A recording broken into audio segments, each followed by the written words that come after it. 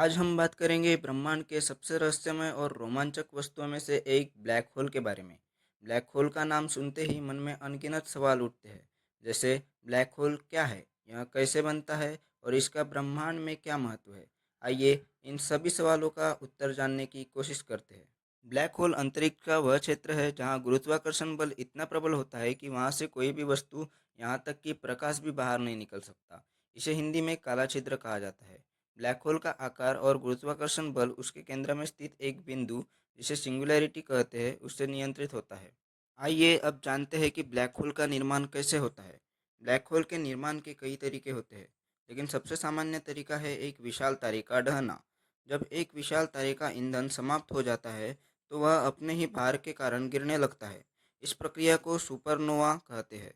Supernova विस्फोट के बाद तारे का केंद्रीय भाग सिकुड़कर एक ब्लैक होल में परिवर्तित हो सकता है। आइए अब जानते हैं ब्लैक होल के प्रकार के बारे में। ब्लैक होल मुख्यतः तीन प्रकार के होते हैं। पहला, प्राइमर्डियल ब्लैक होल। ये ब्रह्मांड की उत्पत्ति के समय बने थे और बहुत छोटे होते हैं। दूसरा, स्टेलर ब्लैक होल। ये तारे के ढहने से बनते हैं और इनका द्रव्यमान 3 से 10 सूर्य के द्रव्यमान के बराबर होता है। तीसरा है supermassive black hole.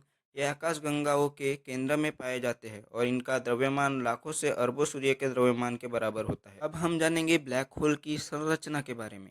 Black hole की संरचना को तीन मुख्य भागों में बांटा जा सकता है। पहला है सिंगुलैरिटी। यह ब्लैक होल का केंद्र होता है जहाँ वस्तुओं का संपूर्ण द्रव्यमान संकुचित होता है। दूसरा है इवेंट होराइजन। इसे घटना क्षितिज कहते हैं। यह वह सीमा है जिसके बाहर कुछ भी नहीं निकल सकता। तीसरा है एक्रीशन डिस्क। यह ब्लैक होल के चारों ओर घूमने वाली गैस और धूल का एक घेरा होता है। अब हम जानेंगे ब्लैक होल के प्रभाव के बारे में। ब्लैक होल का प्रभाव बहुत ही व्यापक और अद्वितीय होता है। इसके गुरुत्वाकर्षण बल के कारण पास की वस्तुएं इसमें खींची जाती है। यह बल इतना प्रबल होता है कि पास के तारे, ग्रह और अन्य आकाशीय पिंड इसके अंदर समा जाते हैं। आइए अब जानते हैं हॉकिंग रेडिएशन के बारे में। स्टीफन हॉकिंग ने यह सिद्धांत दिया था कि ब्लैक होल पूरी तरह से काले नहीं होते। वे कुछ मात्रा में विकिरण का उत्सर्जन करते हैं, जिसे हॉकिंग रेडिएशन कहते हैं। यह सिद्धांत ब्लैक होल के अस्तित्व और उनके व्यवहार को समझने में महत्वपूर्ण होता है। ब्लैक होल का अध्ययन बहुत ही जटिल और चुनौतीपूर्ण है। वैज्ञानिक इसके बारे में जानकारी प्राप्त करने के लिए विभिन्न तकनीकों का उपयोग करते हैं, जैसे ग्रेविटेशनल वेव्स।